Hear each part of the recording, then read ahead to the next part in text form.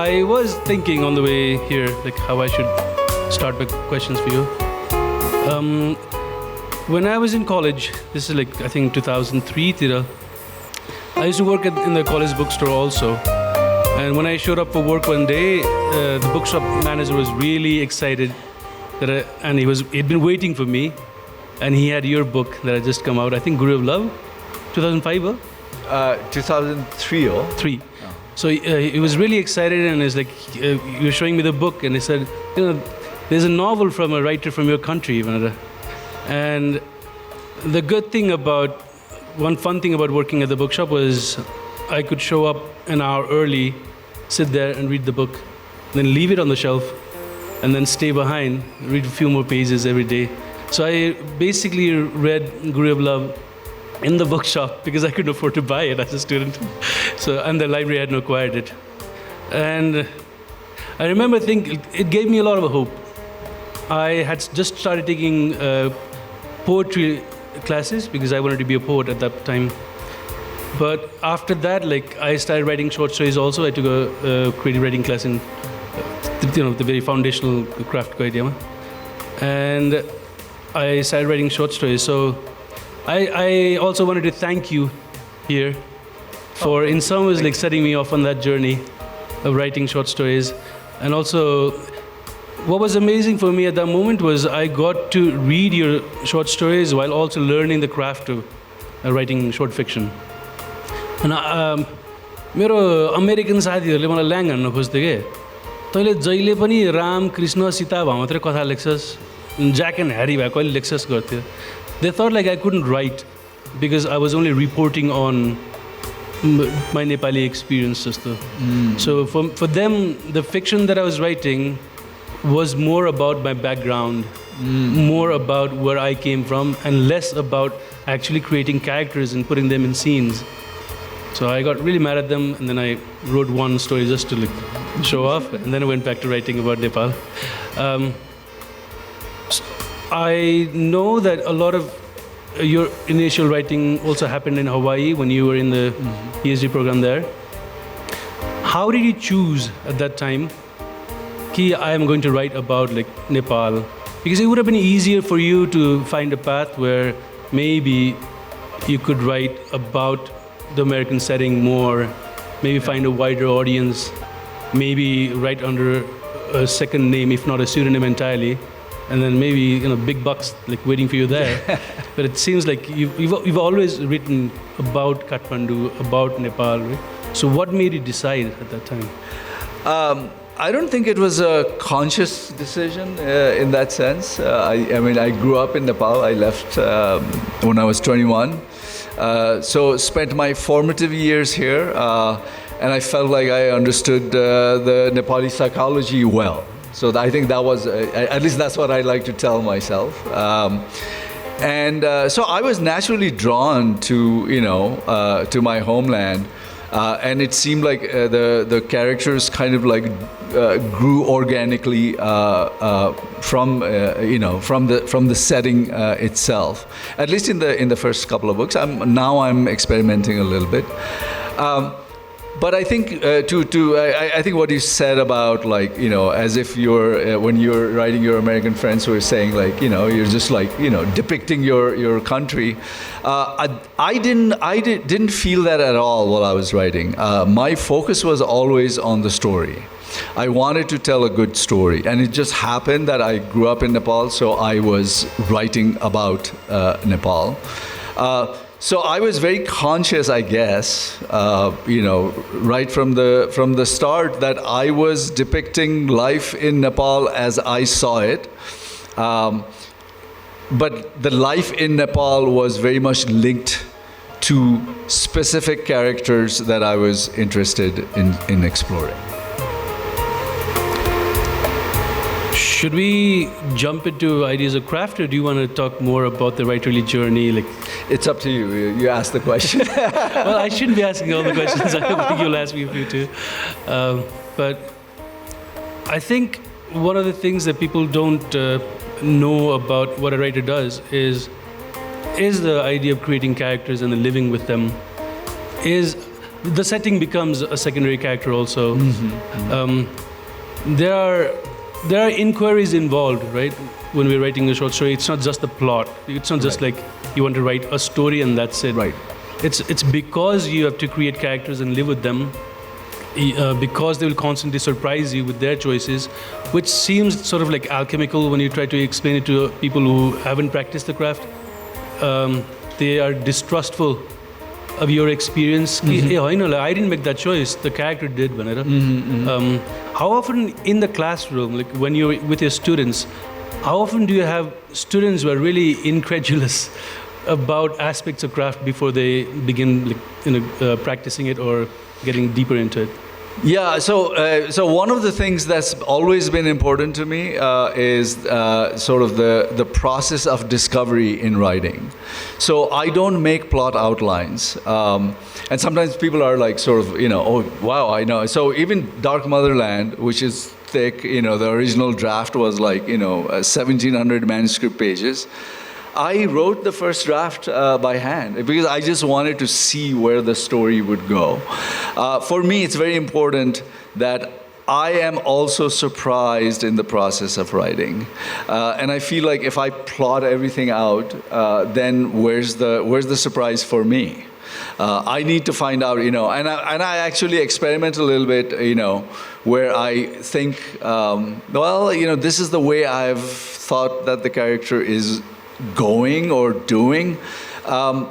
Let me see, what happens if the character actually does exactly the opposite of what I think, and that has led to like really interesting process of discovery.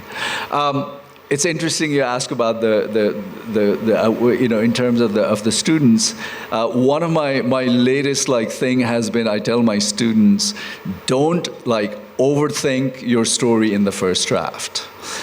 Because they do have a tendency to do that, And I tell them, allow yourself to discover what the story is. And I think especially, I recently finished teaching a graduate level novel writing class. And I think it's also important that in the process of writing a novel, that you're open to what the creative process can offer you, on the way.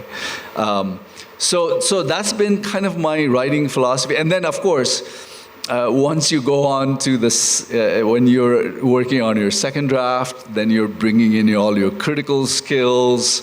Then the hard part begins. You start seeing flaws in plot. Or sometimes the stuff that you were hugely excited about when you're writing in the first draft, you look at it and you say, oh, that doesn't, there's nothing there. So the more critical and hard part starts in the second draft or maybe even the third draft. But I feel like in terms of the process, I need to figure out what story I'm actually telling. And I can't do that until I actually reach the end, whether it's a short story or whether it's a novel. In a short story, it's a little bit easier because a short story has a shorter, lifespan. So you can say I'll finish writing the first draft within a month. And at worst, if it fails, you've wasted like a month, right? But with the novel, it's hard because in a novel you're looking at 3 years, 4 years. Dark Motherland took me 10 years to write, and until you're actually done with the first draft or the second draft, you don't know whether it has even a sense of any kind of a success, right? It needs to come together at the story level. I think hidden in your answer just now is the question about theme and how prepared a writer can be for the main theme and then the sub-themes that sort of come to inhabit the story. Yeah. How often do you have a fixed theme? This is the theme that I'm going to write around. This is the direction I want at least the protagonist to be sort of propelled, so that it serves the theme kind of idea? Or do you discover the theme as you go along? I don't think about theme, at least in the first draft. I'm discovering the theme. I'm always surprised. I finish writing a story, and then the reader or the critic is saying, "Oh, this is what I saw," and I'm like, "Oh, wow, okay," Like I said, I think the story is paramount to me. I think what I might do I might explore or try to enhance certain themes after I finish the first draft or second draft, and I say, oh, I see, this theme seems to be a recurring kind of a thing. Let's see how this can be worked into the manuscript for better effect. Or if there are sort of sub-themes that are emerging that are not that crucial, I might say, okay, I don't need to, but theme is always kind of a secondary or even tertiary. So you repeated just now, the story is paramount, right? Yeah. So I'm wondering, where do you get the sense of story from? For instance, is there an echo of, say, Mahabharat ko kathaharu? Is there an echo of the younger Samrat reading Hindi novels or finding, discovering new writers in English as a young person? The overall shape of the story itself, I think, can remain in the back of a head and sort of ask us as writers to walk in a certain rhythm, or there's a cadence to the sentences, but they add up to a symphony of emotions and action that become the story, right? So right. Is there sort of a shadow, dappled ground of shadow, stories that is always there in the background? Do you mean, am I writing same kind of stories, or I'm returning to the same thing, or? Is there an shape of a story that you find that you're writing over and over again? Yes, and that's a great question, actually, and kind of hard to answer, because I feel like I might not be the best critic of my own work. So other people who are reading it might be able to say it. So I am conscious of that. I think, especially with Arresting God in Kathmandu, there was a certain kind of a pattern that that exists in each story, and I think with my second story collection, I was trying to break that. And I broke that primarily by going into different points of view. So there's a story from the point of view of a young boy, an older woman who's struggling, with her mentally ill son. So I was trying to break that pattern through that. And I think lately I have become a little bit more impatient with my own earlier work, which is really not fair to my earlier work, nor is it fair to the younger Samrat, right? Because, we are all working through this. We are all apprentices in a sense. But I don't have as much patience for it. And I think my readers who read Dark Motherland will probably be able to see that I'm doing really new things, probably even more radical things. But that's the novel that I wanted to write, and I strongly feel, and I convey this to my students as well, that you are not the same writer that you are from one book to the other. And with each book, sort of presses upon its own urgencies on you, and you need to pay attention to what that urgency might be. I have certain readers who want me to write Arresting God in Kathmandu over and over again, but that's simply not possible because I've left that Samrat behind, right? So, I think. You gave me at least 3 different things to sort of inquire about. So I've forgotten the second. The urgency thing, and then the POV part, right? One of the most difficult things to explain to a new student writer, for me, has been the idea of the point of view, sort of inhabiting the point of view of a character. But there's nothing more important than that when you're writing a character. Yeah. They're fully inhabiting the point of view, then allows the character to move forward in their own story, right? And then the urgency, like you said, the story knows in what direction it wants to go. Right. I've forgotten I've forgotten the question, but I wanted to pick up. There was a second thing I forgot that I was keeping count, and then I forgot. But yeah, the urgency. Is there a idea, third thing? There was a third thing. I mean, मेरो second finger with so the urgency ko idea, POV ko idea, nahi. Would you like to elaborate on these ideas? Because I think for people who are trying, okay, the reason I'm blabbering on is Nepali भाषामा साहित्य लेख्ने धेरै मान्छेहरू चाहिँ यसरी क्राफ्टको बारेमा सोच्नुहुन्छ जस्तो मलाई लाग्दैन किनभने त्यो चलन छैन खासै मेरो बाराखरी भन्ने पत्रिकामा हुनुहुन्छ बाराखरीले हरेक वर्ष short story writing competition organise गर्छ नेपाली भाषामा लाइक 700वटा जति एन्ट्री आएको थियो डिसेम्बर 24मा त्यसको प्राइज अनाउन्स हुँदैछ अनि एभ्री इयर मैले बालाई त्यही भन्छु कि at least give them good editors after they been like short listed र सेलेक्टेड नत्र राइटरले क्राफ्टको एस्पेक्ट लिएर जान पाएन न्यू राइटर्स वान्ट टु तर somehow like I mean अङ्ग्रेजीमा लेख्नेहरूले चाहिँ we keep going back to the idea of craft and POV theme these things like how you plot or how you just like describe a character so that it can eventually serve the purpose of the story. I don't think people talk about it a lot, so maybe as the professor if you could elaborate on the POV kura. Yeah, so I mean, so I think fiction has various aspects. We call it, I mean, it's a pretty standard like pedagogical thing in creative writing. So you have character, you have point of view, you have setting and all of that. But they do cohere to a whole in the story. So I remind the students that it's good to isolate these aspects, but remember that the story is an organic whole. For me as a writer, character is paramount, so that's how I move, So for me, it's always like I'm intrigued by an image of a character who's doing something, who is about something, or facing like a kind of an issue. And then the rest of my writing process is then discovering how that character then resolves that issue or not resolve that issue, what kind of pathways that character takes. And so I become really engrossed in that.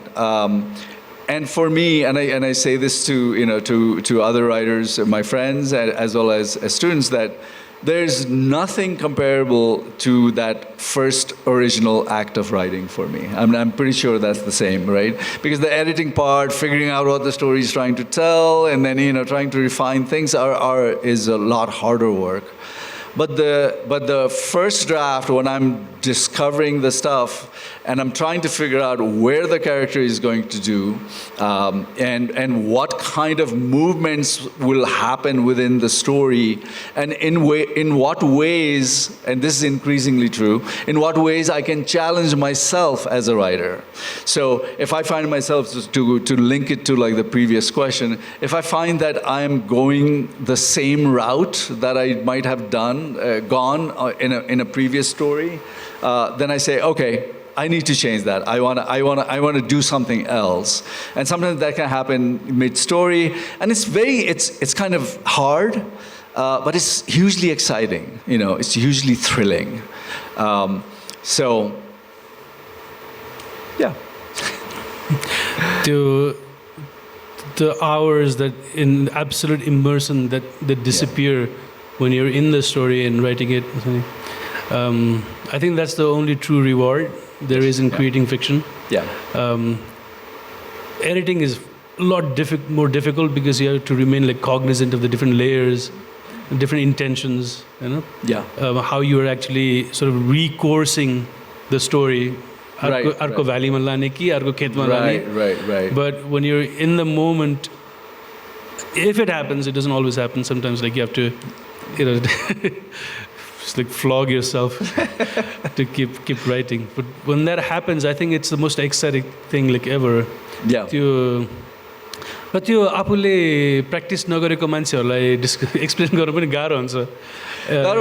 And I think some of it, I mean, I feel like at this time, The Dark Motherland is my 7th book of fiction, so I feel like I can talk a little bit, about how to write, right?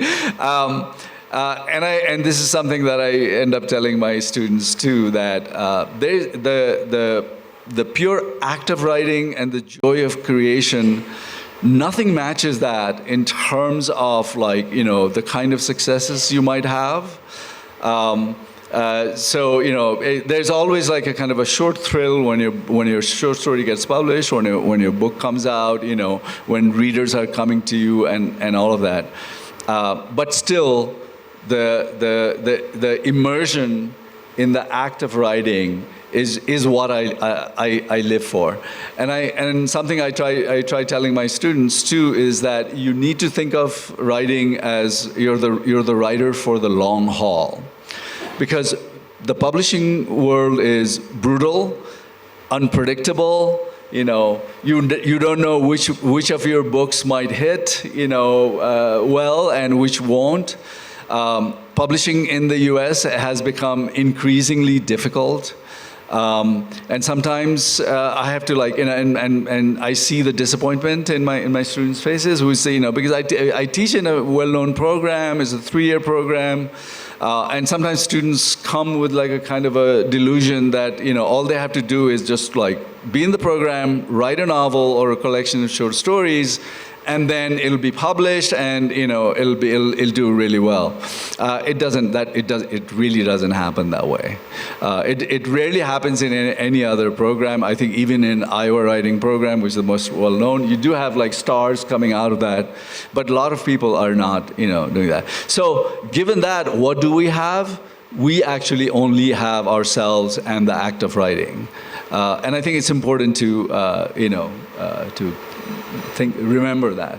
But in a world where genre is becoming more and more important in terms of the marketability, it's immediately translatable to the screen, big bucks, kalko idea, right? Yeah. Even in India, Delhico editors, they're looking for stuff that they can sell to Netflix, for instance. And that's become one of the main reasons why we're having difficulty getting published, because nobody's interested in Nepali stuff. Right. So how do you convince a young student to remain on the path of sadhana and then not deviate? Sadhana. Yeah, it does feel like sadhana at times. It's hard. Yeah, it's true. Students are even my. Just to brief, like in terms of the history of creative writing programs, always like creative writing workshops were a place for realism, domestic realism. But in the last like 7 or 8 years, I've seen the shift. Both my graduate students and undergraduate students, writing, particularly my undergraduate students, writing a lot of fantasy. And my grad students also dystopian, work and stuff like that. So as a teacher, I feel like sometimes I do feel like I'm a bit of a dinosaur, because I actually don't read fantasy. I mean, these are not the books that I gravitate towards. But I tell them like, well, even in these genre, fictions, you still have to do some things well, and you have to establish setting, you have to establish motivation,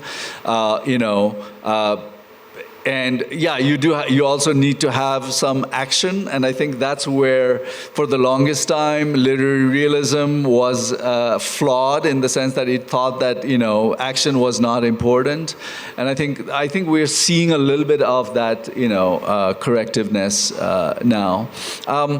But as a teacher, I have a range of students. Some are very talented, some are not so talented, and I feel like my job is not to make that kind of a judgment right off. My job is to help each student grow as a writer. So I get into a lot of sort of encouraging kind of a mode with my students, and also I don't know which student will actually a student who I thought was not super brilliant might just in 10 years down the line might just produce so I feel like I just my job is to encourage people to write, provide them critical feedback, but encourage them on their path. I don't know how much of the newer writing from Nepal you've been following in English. the Veena-ko, Smriti-ko, Kitabaru. Yeah. I had started wondering if those of us who write in English and write fiction have been taking ourselves like way too seriously and writing fiction that's more interesting to us than the new readers out there. So that, like, in 10 years we have maybe like 6 books out, right? 7 books out between all of us. Maybe we should have been writing like more fun things for younger people, more genre stuff maybe. Maybe that's what we should have encouraged so that we have a new crop of readers. I wonder if we have like failed at actually producing readers before writing the books for them. Have you given that any thought? I haven't, but that's certainly an interesting thought. But I think, I mean, what else would you write if not stuff that interests you? I mean, I find it really hard to, So, like, just to give an example, even in my early books, when I was like, giving readings in the U.S., I was asked by the diasporic Nepalis about why aren't you, writing about us, and I said maybe I'm just not ready yet. I just have a few more books I need to set in. I am actually right now. I'm working on stuff that's more diasporic, but that's because I'm more interested in it now. I feel like I understand what diaspora sentiments are, and I feel like I see the range in it.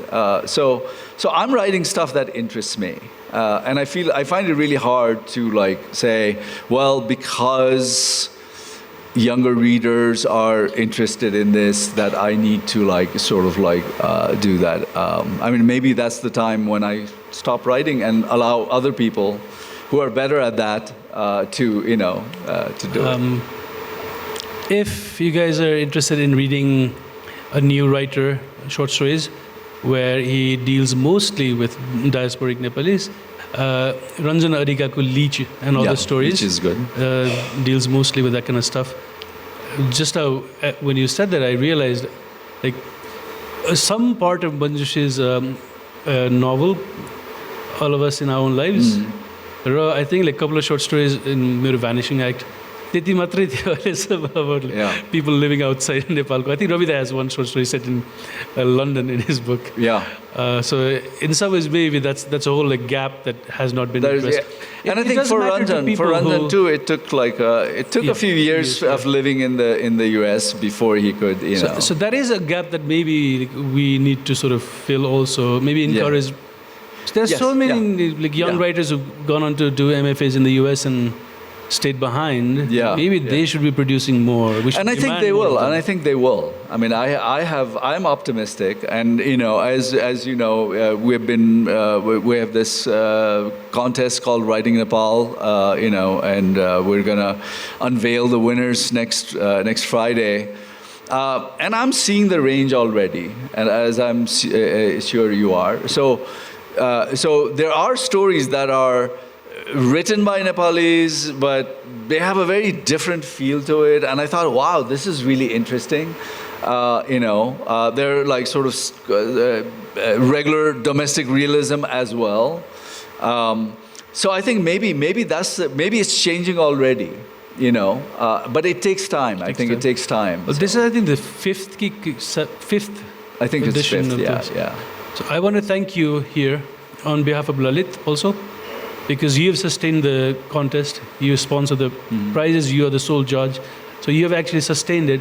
And Pranav and I were talking about how like the past winners have gone on to become really interesting writers. Yeah. And I think it really encourages young writers working in English. So thank you. Yeah, and that's the whole point of it. And I really enjoyed reading the stories, and I really have a really hard time selecting, because I feel like, oh, this is good, oh, this is also good, this aspect is good. So I mean, there are some excellent writers, young writers who are. I think we have about 10 minutes. So would you like me to ask you one last difficult question, or do you want to open the floor maybe for a quick questions? It's up to you. It's up to maybe because I do have to leave at 3. Yeah, that's why I select 10 minutes. Let's open the floor then. Yeah. Because he has to leave in 10 minutes. He has the book is being launched across town. Yeah. He has to go. So, Mike, घुमाइदिनु हो त?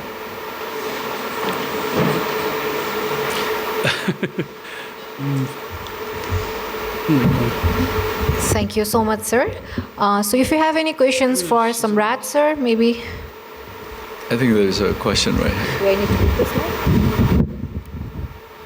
I think we can hear you if you stand and shout.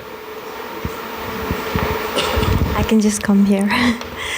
So Prawin Adhikari, I know you write your notes down on a notebook when you're planning your writing, right? So I'm familiar with that, but I thought for the benefit of the audience, it would be interesting to also hear about your process if we have the time. But I do have a question for Samrat, which is based on what you said earlier about how you wrote your latest book, part of your latest book in longhand. So that made me wonder, how does the process then, as a writer for you, differ between like writing in longhand and writing on a keyboard? Yeah. Because I'm quite intrigued by what you said there. So. Yeah. That's a great question. So I think the shift started happening to me when I was writing Buddha's Orphans, which was also a longish novel. And somewhere in the midpoint, as I was typing, I saw like the screen of my laptop, and somehow it started to feel like it was already published, which I felt like it was not good for me as a writer, because it was still an evolving process. And I felt like I was being constricted, because of that. And I thought the first draft needs to be a lot more free-flowing than that. So I switched to just handwriting.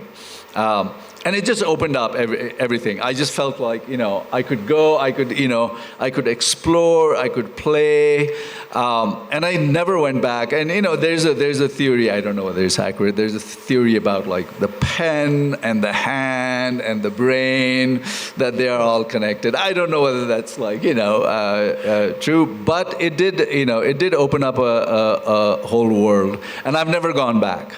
So the first draft is always handwritten.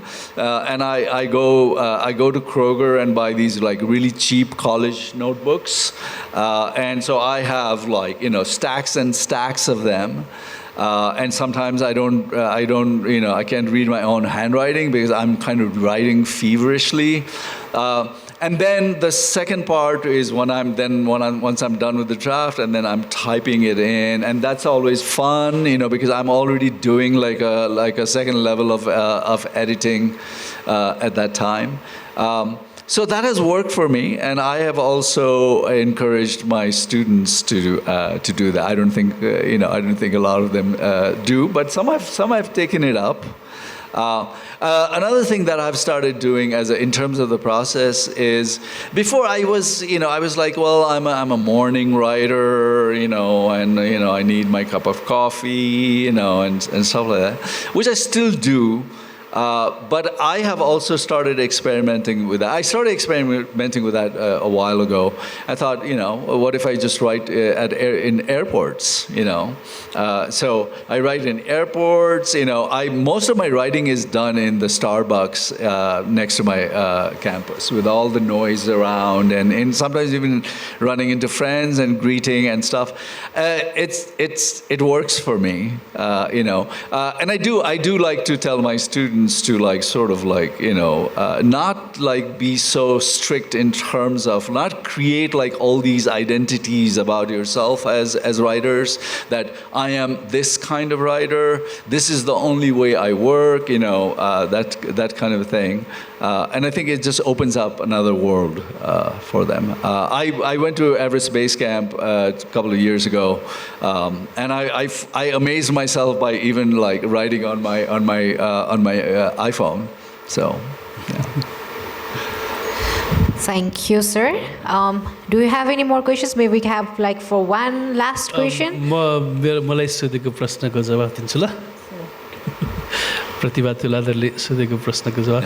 खासमा म पहिला सम्राटले भन्नुभयो जस्तै एउटा character first सेन्टेन्समा क्यारेक्टरलाई राखेपछि अनि short स्टोरीको एन्डसम्म लेख्थेँ I think like short story लेख्नु पऱ्यो म त्यसरी नै लेख्छु होला पनि आई थिङ्क सर्ट स्टोरीको लागि चाहिँ इट वर्क्स पर्फेक्टली फर मी तर when I was working on this book बुधनीमा चाहिँ it's not my story so I had to sort of parse it first and then decide what the story is भनेर त्यो बेलामा चाहिँ I started writing notes so sort of explaining the theme to myself better and that way I know like what beats I have to hit right because it's not my story so त्यो actually comes from learning to do screenplays because usually you write a screenplay for somebody else you have to meet somebody else's expectations about when the heroine is going to come in dancing types right so you know exactly on what page what action needs to happen to discipline like I started doing that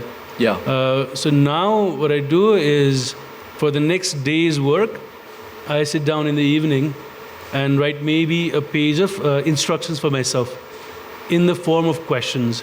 A question answered by another question, answered by another question, Kalko. And so that becomes the thought that's like sitting in the back of my head, but that's never actually worked. The moment you sit down to write, then all the rules that you build for yourself, all the fiction that you tell yourself sort of goes out of the window and then exactly. Characters get their own legs and they run. So that is my process. Little bit of method, a lot of madness. Thank you, sir. We have we'll take one last question from the back, ma'am, if you can. Do you have a mic over there? Or maybe if you don't mind coming forward.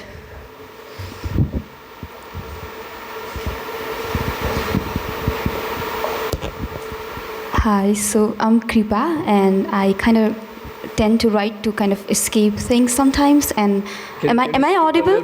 Can you speak a little bit louder? Yeah, I'm Kripa and I have been writing as a method to escape things a few times and as a method to come on the same page with myself a few times. I wanted to ask you this. Have you ever felt like the healing essence of this process of writing will ever be seized from you if you go out into publishing? Have you ever encountered that kind of thing? Is the question that that publishing it sort of like damages the process of writing? Is that what you're... Not exactly damaging, but it kind of would take away the essence of healing essence that you can find in the process of it, and it will be taken away if we go on to cater to a kind of audience that we're gonna. I see. For an audience, right. Okay. No, I don't. Because I don't feel that. Because I feel also that I am being very true to myself when I'm writing my work. And then there is, it's not like, it's not like once you write, then the original draft is like this pristine thing. Even though I talk about the joy of it, it's not a pristine thing. It can change, right? You're using your critical mind. And then there's the editorial process, right? So when my book is accepted by a publisher, then I'm working with the editor to further improve the manuscript, right? So it's a he now, but he's also employing his own critical skills. Sometimes which feel, in my initial thing, it feels odd to me, and I push back, saying no, that's not, But the work changes in various drafts, and I think you feel, and you should be open to it. So it's not like the work is pure in the first draft. I think once it reaches the reader, then the reader takes the work and runs with it, and the reader brings their own subjectivity into it, as it should be. And so in a sense, then the work is really not even yours, by the time it reaches, because I think the reader seizes it. And I actually like that. I like that. I like that the reader, if you read my work, you'll have a different interpretation than someone else. And that's amazing. That's valid, And it might differ from my interpretation of my own work. But my interpretation of my own work also changes at times. So, yeah. The writer is also in the world. The writer has to live in the world. So, आफ्नो कृतिलाई एकदमै च्यापेर राख्यो भने निसासेर मर्छ पनि त्यसलाई बाहिर जान दिनु परिहाल्यो नि त शायद I 3 think बजे होला. yeah, I think I think like yeah. yes. Thank you guys Yeah. Thank you very much. for Thank listening you. to us. Namaste. Thank you.